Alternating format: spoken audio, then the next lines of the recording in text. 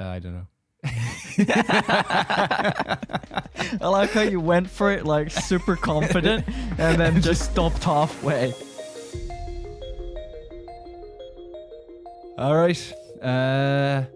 Let's move On to part 2 then. Part 2. I don't know if this is going to take as long, but if it does, Well, I can always say that I am more of a single track guy. I am not that much of an album person. So from my part, I doubt it will take that long. But yeah, we'll see. We'll see.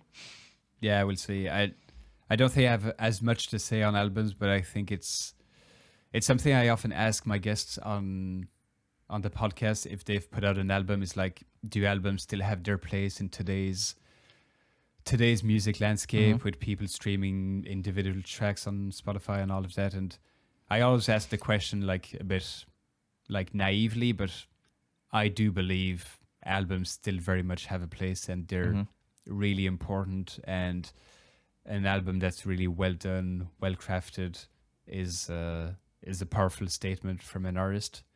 And so that's why we wanted to big up some albums on this episode. So moving on to albums, I leave the floor to you. What is your number 3? So we'll do top 3 for albums. Oh God, do I have to rank them? You haven't ranked them. Oh, I didn't rank the albums. Shit. Why? This is a top 2021. Why wouldn't you rank them?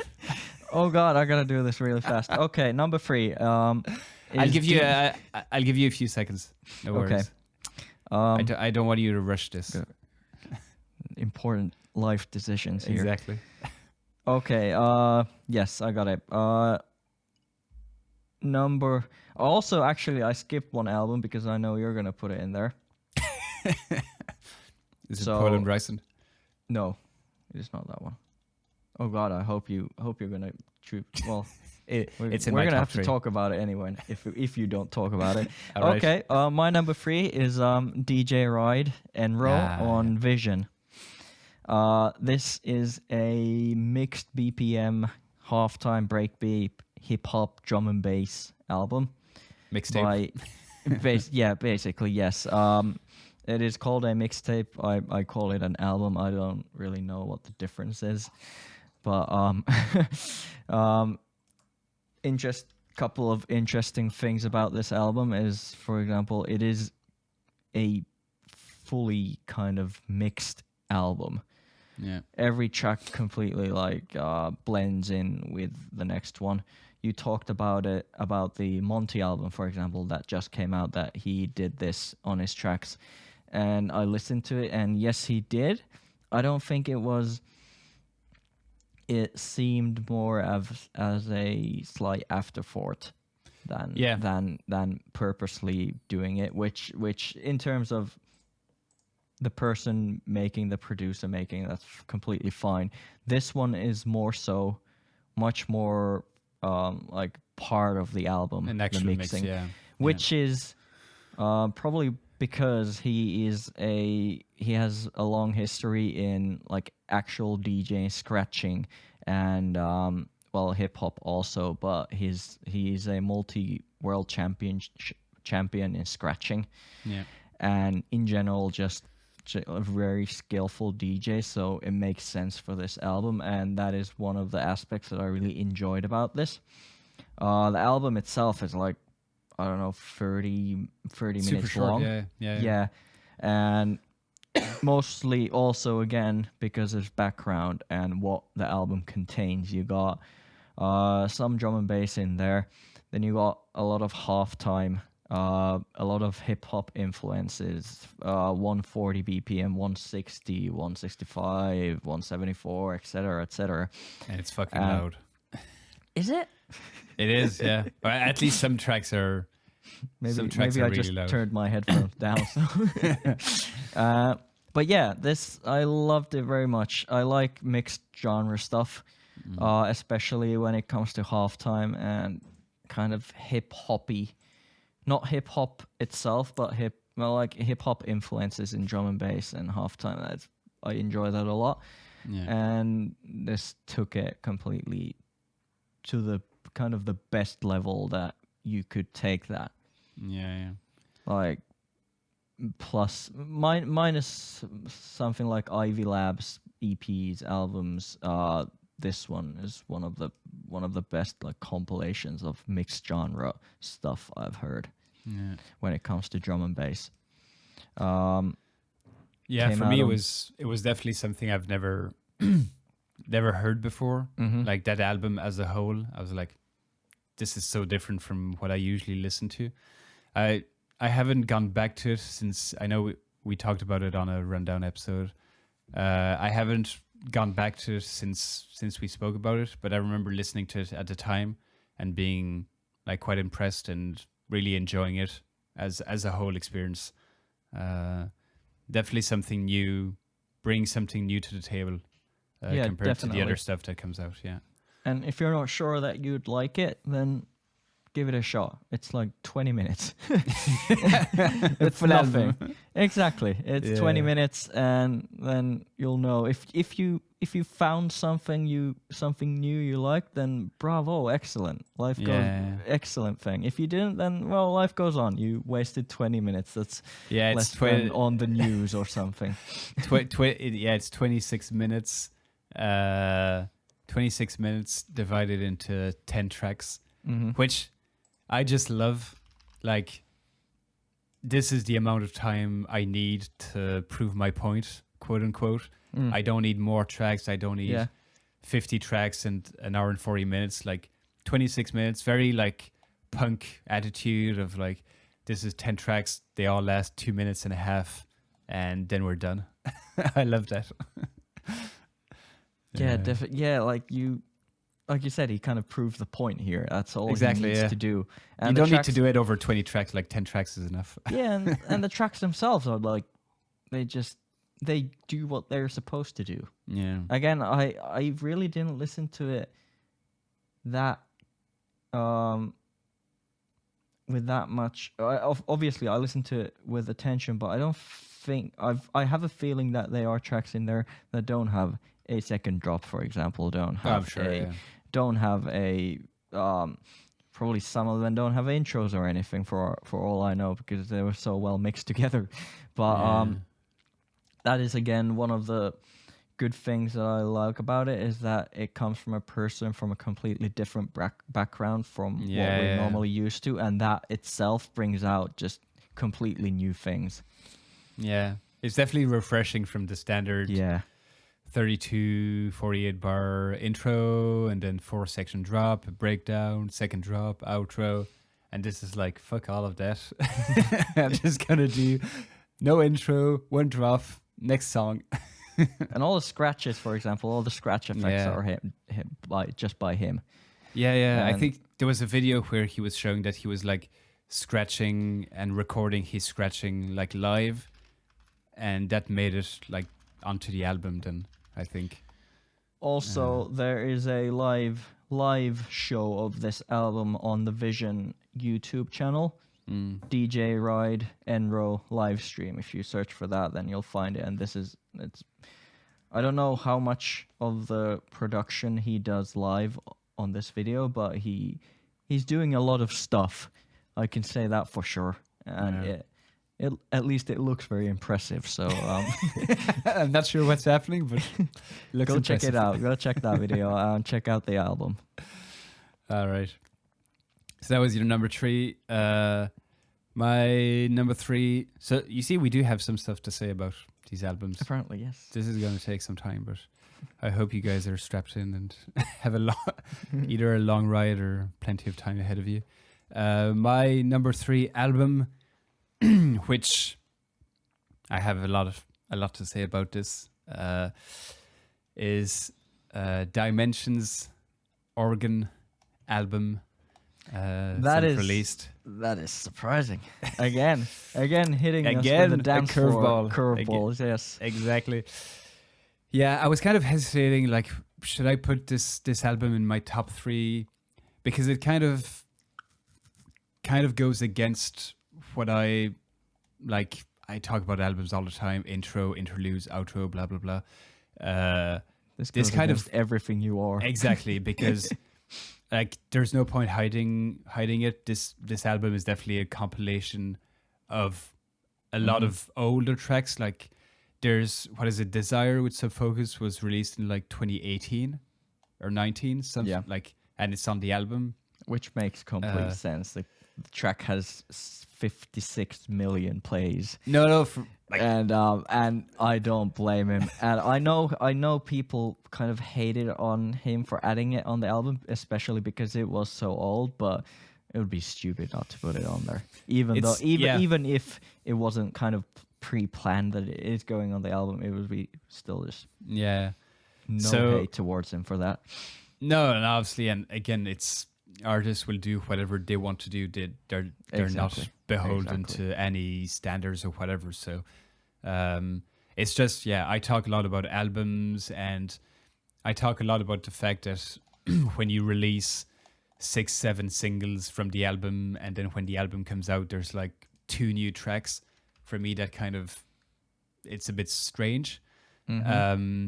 So I recognize that this album really doesn't fit with what I preach all the time on this podcast, but there's just so many amazing tracks on on this album, and some of my favorite from the past few years, which again technically is not 2021, but Devotion I think came out last year, and or maybe 2019, I forget, and I listened to that track so many times. Love to Give, I've listened to it like days on end. Yeah. Offender, second drop, not second drop, the actual drop. First time I heard it was like, the fuck is this? And then I eventually loved it. First I thought it was like a joke, and then I just love that track now. Desire is obviously a huge anthem at this point. And then you've got these other tracks that are a bit like a bit stranger, like UK Border Patrol, which is I like that one a lot. Yeah, definitely feels like a homage to like Burial, or that type of like garage type of music, which like Dimension would have never released if it wasn't on a 16-track album. So yeah, and then like all the other tracks, there's a lot of sounds and like the synths he uses and stuff like that that are reused across different tracks that kind of give a cohesion to the album. So yeah, again, it's if I were to put out an album, which maybe one day, I don't know, it wouldn't be like this, because it feels more like a compilation of amazing tunes plus some new tunes.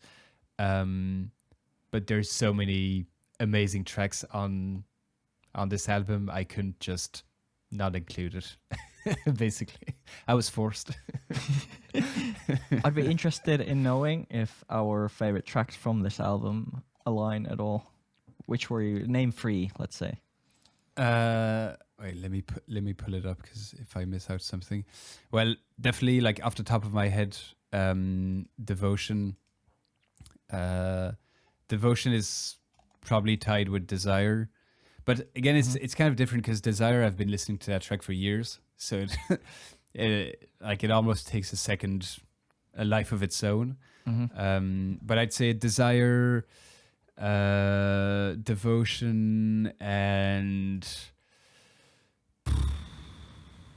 I'd have to go with Offender, just because it's Okay. like when the drop hits, it's like, fuck me, I love this. Yeah, I'd say those 3. I love UK Border Patrol, but I don't know if I'd go back listening to it that often. Yeah. What about you? Mine is I'm listening to it at a very low volume here, just going through quickly. Yes, mine would be Altar, Hatred, and Danger. Hatred is amazing as well. Yeah. Like all the kind of harder hitting ones Yeah. that I enjoyed the most. Those were the top ones in my opinion. Yeah. And Danger is one of those that I didn't like initially, because I think it has a really weird kind of mix down. That there is kind of the lows of the track are they're not really there in a sense. There's some frequency that's completely missing. Yeah. And it kind of feels weird, off. It kind of just feels weird compared to other dance floor tracks. But then it's one of those that grew on me after I started putting it in mixes, etc. And now it's just absolute golden banger right there. Yeah. At the moment you shout, "Here comes the danger," and then the drop comes, like, yes, this is the stuff. There's a lot of those tracks, and I feel a lot of those kind of stadium drum and bass tracks. The first time you hear them, it's like, yeah, this is a bit cheesy. Like, this is, I don't know if I really like this. And then you hear the second time, and the third time, and the fourth time, and then you just like, it just grows on you, and you just love it. You just drop all pretense, and it's like, yeah, this is a banger. I don't care. Yeah, so that was number 3 for me. Dimension, organ. Moving Pick on. up the dimension each and every time, as MCGQ says. Please answer to my emails, Dimension, if you want to come on the podcast. I think it was MCGQ. I'm not sure. It was on one of his tracks. Anyway, on Danger, yeah. I might have misquoted. Okay, next one, number 2. I'm going with a mostly liquid album from a producer who does not normally produce liquid. Can you guess who it is? Is it Black Barrel? It is Black Barrel. Nice. Just Keep My Life album. Yeah, brilliant That album. is definitely my Dispatch. one of my top 3. You put me on such a short notice on ranking them, so I would say. How did I put you on the spot? We talked about this. We were going to rank them. I did not expect it. You just got lost in listening to fucking Unglued for 2 hours. But yes, Black Barrel normally does not produce liquid. This album is mostly liquid. A couple of bangers mixed in here or there, I think 3 or 2. And it's funny because they just kind of come out the blue. You got 3 liquid tracks, and then he hits you with some really weird, funky bass line that just comes out of nowhere. And at first, I thought it was kind of weird because it kind of mixes up the flow, but I think it's good in a sense that it kind of grounds you to it. It brings something new. Like, you listen to 12 tracks of just liquid, and it kind of, if the tracks are similar to each other, it just kind of slowly starts to blend in. Yeah. But like this, he forces you to listen to everything and kind of subvert expectations, like you said, and then all of a sudden you're back into it, like, wait a second, what is this? And then you're listening to the next track, and you expect it to go somewhere because this bass line sounds like it's going somewhere deep and dirty, but then all of a sudden he hits you with something completely like a nice lush vibe, and oh shit, it wasn't going that direction. And then he keeps you on your toes by slapping in a couple of bangers there in the middle, and I like that about it, especially when he is known for that kind of tracks. Even the harder hitting tracks, they aren't really that much of his style that he usually does. For example, I think it was Bad Trip, which is more of a very jungle, big compressed drums track, and that's not what he usually does. At least for the past, I don't know, 3-4 years. Yeah, I think the fact that he focused a lot more on liquid for this album, it kind of brought a new, like, he brought his own spin to it. Because obviously I mostly listen to the liquid type of stuff, and when I listen to this album, definitely feels liquid, but in a way that I hadn't really heard before. The way he uses vocal samples and kind of chops them, and I forget which track it was, but on one of the tracks there's a vocal sample where it's kind of gated like almost like a trance track. I really enjoyed this album. Looking on Spotify, it didn't get that much love, so I don't know if Go give it some love, everybody who's listening. Go give it definitely. Excellent album. Did Yeah. he? What did you interviewed him? Did he? Yeah. What did he talk about the album? Nothing. Inspirations, etc.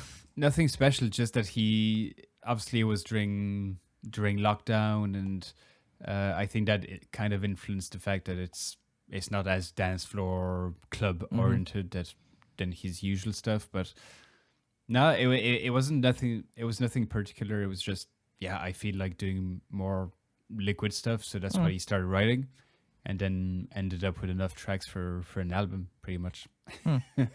Nice. Yeah. There wasn't any like I'm gonna branch out so I can reach other people or No, it was, which I think is obviously always a risk if people know you for a certain style and then you put out an entire album in a different style. I don't know if that's maybe playing into, I don't know, the fact that it didn't get as much love as it should. I think I think that the track Nothing New was one of my favorites with MC Focus, one of the more hard-hitting tracks on the album.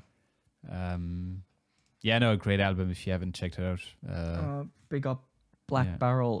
Lately he's been putting out a couple of tracks that are Patreon exclusives.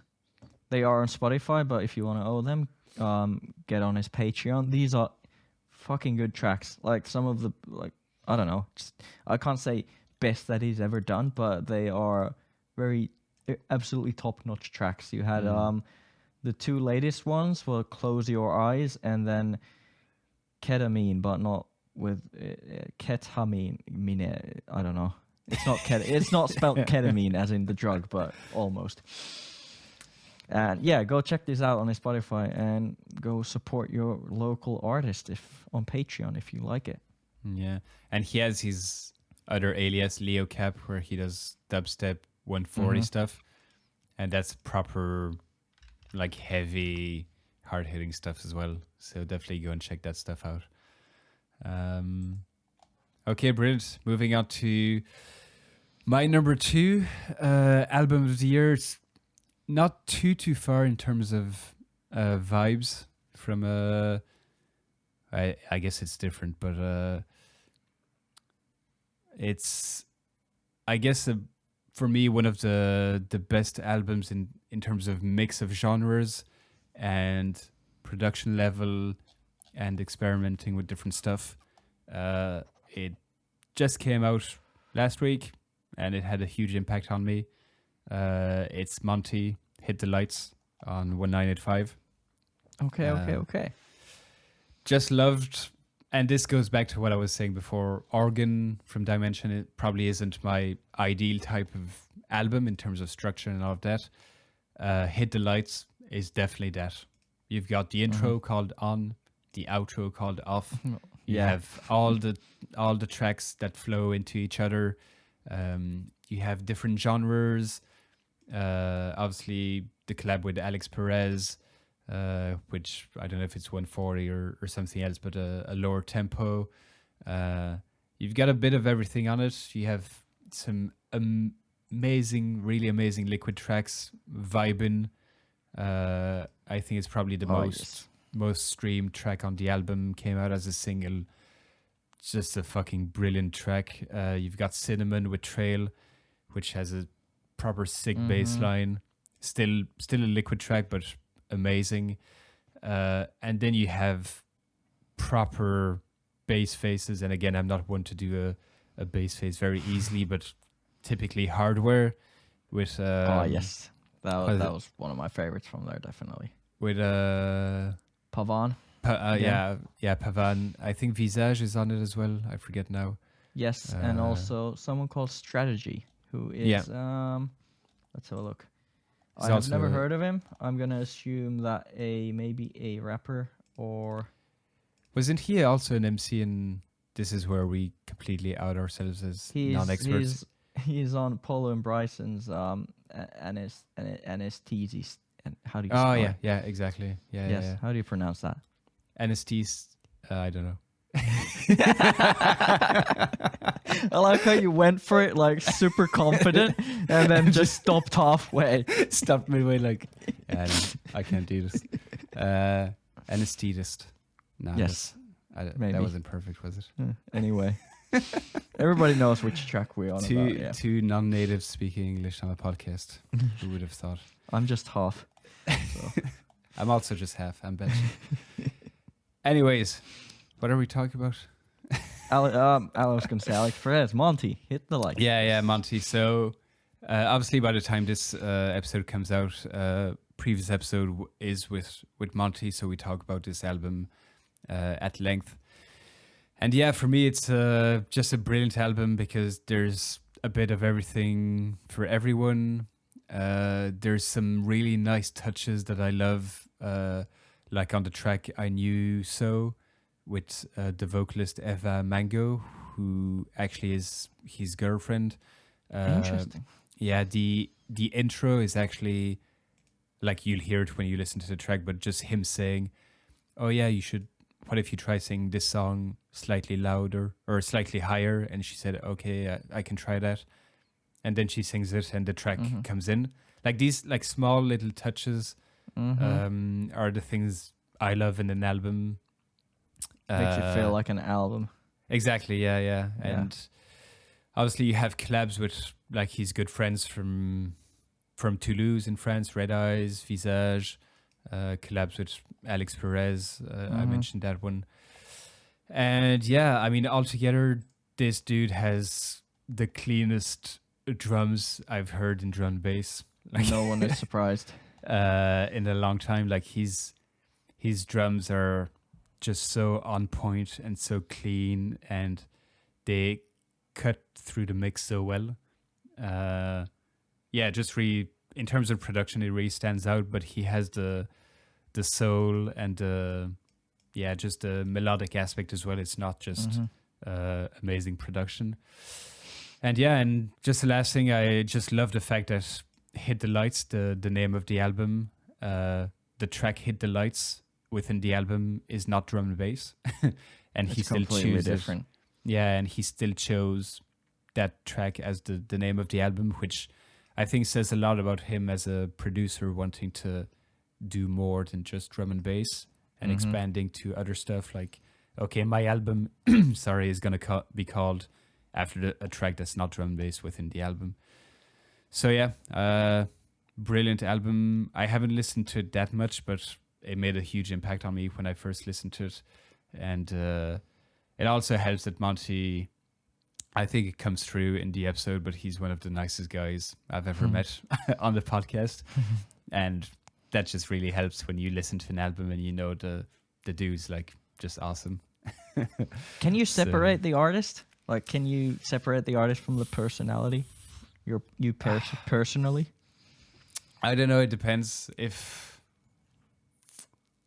it's a good question, because that comes up very often in like other art forms, like comedians that have been like accused of like Me Too and stuff like that. There's been a few, and people ask like, can you still watch their old like stand-up comedy knowing what happened? And I don't know. I feel like if I have a positive feeling about someone, it's gonna enhance the experience. So for example, Monty had a great conversation with him, great guy. So when I listen to the album, it just enhances the experience. Yeah, if he came off as an absolute douchebag during that interview or something like that, I might have not enjoyed the album so much, because in the back of my mind, it would have been like, yeah, but he's kind of a dick, so, you know, which obviously wasn't the case. But yeah, I think for me, it's, I can separate to some extent, but when it's like extremes, it kind of becomes hard to just gloss over it and be like, this is just music. It's still made by an artist, and I don't know. It just comes to show how much connected everything basically is when it comes to art and people enjoying it. Just there's so many things that affect your whatever you like. Like I might have a producer who's my friend, whose music I would like very much, and one of the reasons would be because he's my friend. But I don't think it's a bad thing that your judgment is like influenced by your connection with people. I No, think of course not. I think it's it's an important in part the of end. art. Yeah. Yeah, it's in the end. It's all about what you feel you enjoy. Exactly. That's the only thing that matters, basically. And whatever contributes to that, then fuck it. You do Yeah. you. Exactly. Yeah. Which leads us to your number one album. My number one album. Have of you the chosen? year- Are you still like moving your rankings around? Oh shit! Can I change it? Can we talk about the Black Barrel album again? I forgot to mention something. So yeah. Number one album is gonna be the album which had the number one track of the year for me, and that was Unglued Interplanetary Radio out on Hospital Recordings earlier this year.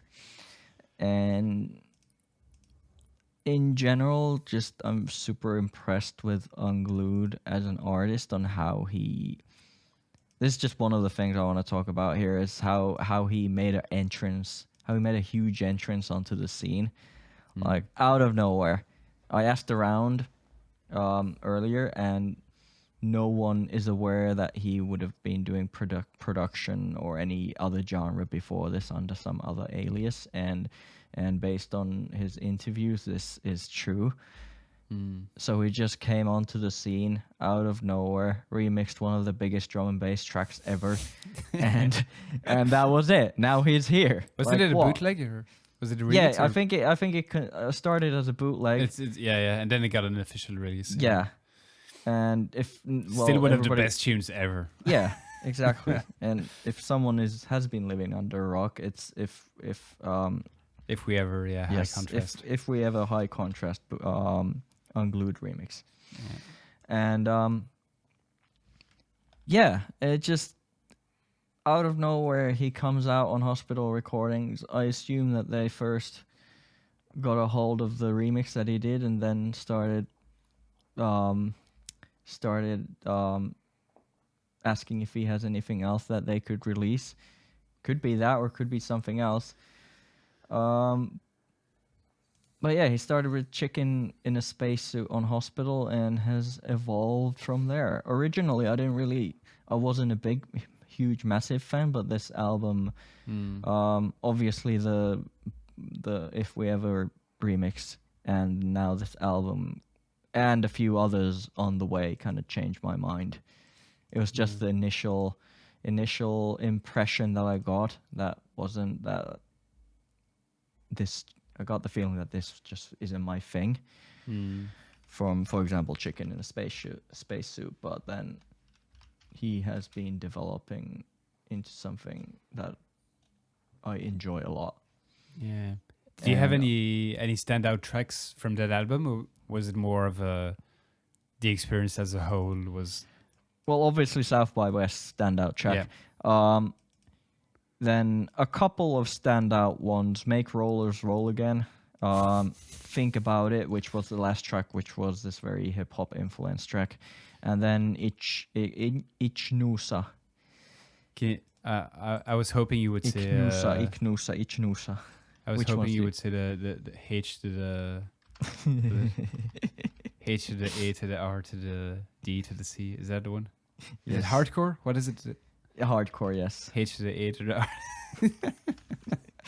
That's a long ass title. Yeah. That's for sure. But yeah, those four were my standouts, and other than that, just super enjoyable. The whole album, just from start to finish. Just I don't know why, because for example, Black Barrel, Enro, DJ Ride, those were also super enjoyable, but for some reason this just kind of takes the cake. Yeah. Maybe it is that I'm just super impressed by the artist himself. Like this whole album, it's full of less jungle. You got like groovy summer tunes vibes, and then you got harder hitting beats and bass lines, and you got some really soulful liquid in there too. And there's everything in there by someone who just came onto the scene like a few years ago Yeah. and doesn't have very many tunes under their belt. Yeah. And it's just a very, very pleasant surprise. I was very surprised originally when I heard that Unglued would be making an album because he, like I said, like new Feels completely early, new yeah. artist. Yeah, it feels early, but I'm glad he did. Thank Yeah. you, Unglued, for making this excellent piece of work. I would have never guessed that was your number one.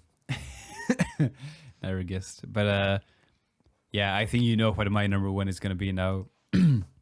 I might have said Metric's album if it came out this year, but my number one obviously is Poland Bryson's Beneath the Surface on Shogun. Under being one of my favorite tracks of the year. But it has so many other amazing tunes on there. Anesthetist. Anesthetist. Yes, that's it. The first time I heard it was like, fuck me, Poland Bryson make these kind of tunes. All right, I'm in. Mm-hmm. You've got a bit similar to Under, the track Friend with Ruth Royal. Kind of has the same vibe, melancholy. Not as strong as Under, but still a brilliant track. That was my favorite one, definitely. Oh, you prefer Friend to Under? Yeah. Friend, Under is Jesus. more... How? I think for me, Under is too much like a lovey-dovey kind of thing. How is it lovey? It's like... the lyrics are anything but lovey. It's more like, I don't know, It's too like airy and just floating around, kind of liquid. I think Friend has more grit to it a bit. Yeah, no, I agree. Yeah. But also because the instrumental to Under is very like piano and strings, whereas Friend has a more, it has a synth that comes in that's kind of a bit more edgy. No, I agree. Yeah. Definitely. Edgy. Yeah. So yeah, Friend is amazing, and then you have other tunes like In Too Deep, which is a house garage tune. And again, Poland Bryson doing a bit of everything on their album. You've got a couple of interludes on there, which I absolutely love. You have Magenta and Tosca, two interludes on there, which, funnily enough, I kind of Googled to see what it meant, and there's actually a band called Magenta, which put out a track called Tosca. And those two names are just the interludes in Poland Bryson's album, so I have no idea if there's a link. That must be connected. But I listened to the track, and it has nothing to do with Poland Bryson. Well, it's kind of this post-rock song, but it has like 1,000 views on YouTube. Like nobody's heard it it's a band from Ecuador. So I'm like, like what the fuck? But so yeah, there's this band from Ecuador called Magenta, and they put out a track called Tosca. And Magenta and Tosca are two interludes from Poland Bryson's album. So I don't know. That's a weird connection. I've no idea if it's. I'm guessing it's intentional because I don't see how that would be random. But I don't know. Listening to it, I really didn't see any link with the actual interludes in their album. So who the fuck knows? But you're gonna have to get them on the podcast again.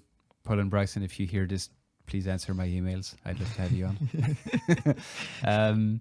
But yeah, no, I did a bit more digging, and magenta is actually a Swedish word that means the reflection of the moon in the water. And Tosca is a Russian word which means a state of great spiritual anguish with no specific cause, which is not very uplifting. But those two taken apart make sense as like interludes.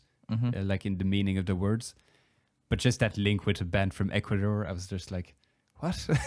Where is this coming from?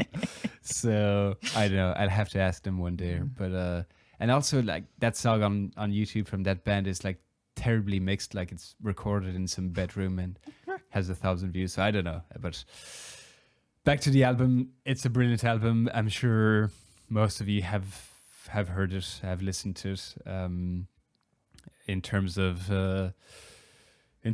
melodic liquid type of drum and bass, it's pretty much the best you can get in today's scene.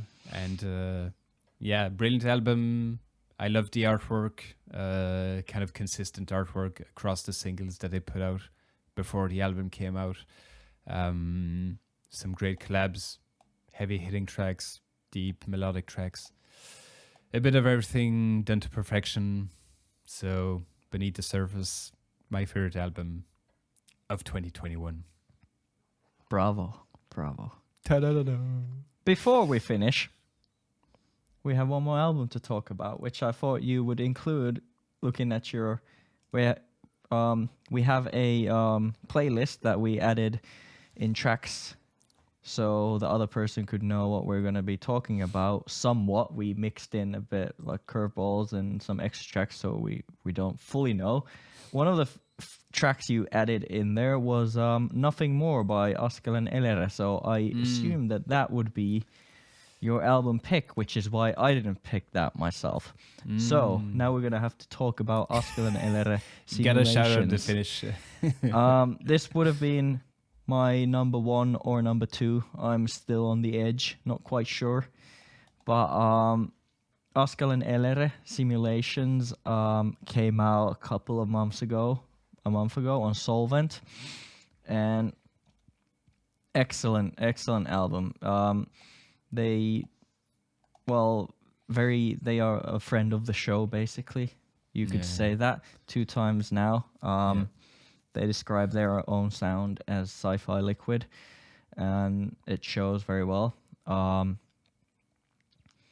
There's a lot of kind of that airy liquid kind of stuff that I normally don't like on here, but on this it works super well.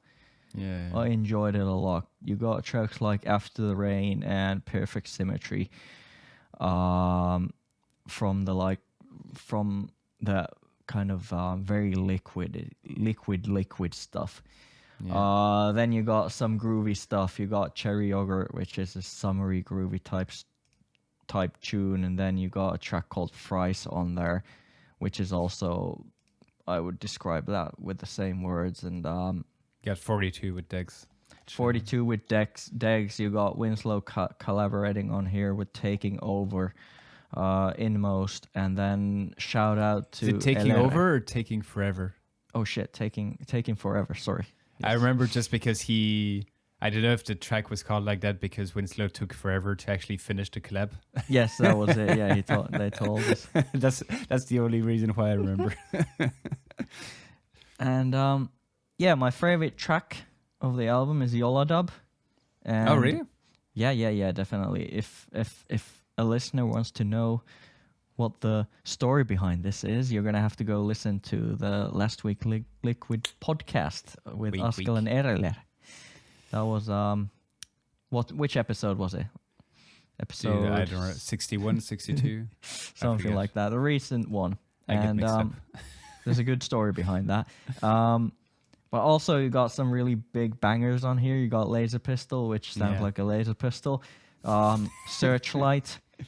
And Searchlight was one of my favorite tracks of the year when it comes to bangers. It wasn't it didn't get on the top 10, top 20, but it was very close there.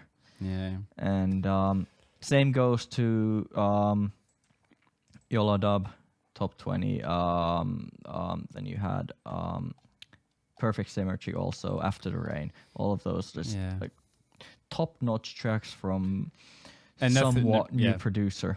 Nothing More for me was the standout. That's an amazing track. I could have included that album, but I don't know. I just listened to it less. I came back to it less. I listened to a few tracks from time to time, but I didn't come back to the album as a whole that often. But yeah, obviously as a first LP, it's an amazing release, and if people haven't heard it, they definitely should check it out. Shout out to Elere too, who does his own vocals as Jenias on two of these tracks. On Solvent, we haven't mentioned that. Yeah, the only other ones I could have included, but again, it came out very recently, Caliber's Shelf Life 7. I could have included it, but I didn't have enough time to listen to it because it came out like 2 weeks ago or something. So I didn't listen to that much. And I almost included Caliber's 140 album, Feeling Normal. Oh, that one.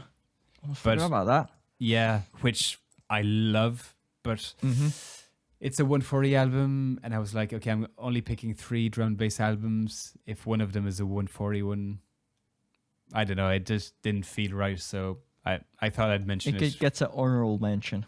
Exactly, honorable mention, and obviously Caliber doesn't need us to big up him, so it's not going to change much. So go listen to this slightly underground producer called Caliber. Exactly. You might not have heard of him. I've discovered him, and I'm sharing the knowledge with all of you. But yeah, he put out if on the off chance you haven't heard it, a 140 album, Feeling Normal, quite early in the year, I think. But I've listened a lot to that album, and I loved it. But yeah, I didn't include it because not strictly drum and bass, but who cares? But brilliant. Yeah, just one more time. Simulations, Oscar Elere. Love that album. Do you get a commission every time you mention them? Or? No, I feel bad now that because this would have been in my top 3, and I would have had so much to talk about it. But how did you pick your top 3? Thinking about my top 3, and then it's your top 3, man. You choose I your figured that albums. we wanted to add 6 albums, and if we did 5, then it wouldn't be 6. And yeah, I'm super impressed with the album. It's just the album is it's really super strong. good, and it just raises so many feelings when you listen to a couple of these tracks. Just feelings that you don't get. That I haven't got from other albums, other tracks during the year. Yeah. Just it's one of those kind of slightly maybe I get a melancholic vibe from it. Yeah, definitely, yeah. And I haven't got that same kind of vibe from other albums. You got Polo and Bryson, but that didn't really hit me that much in the end. And this one did, definitely. Yeah. All right. Does that kind of then wrap it up?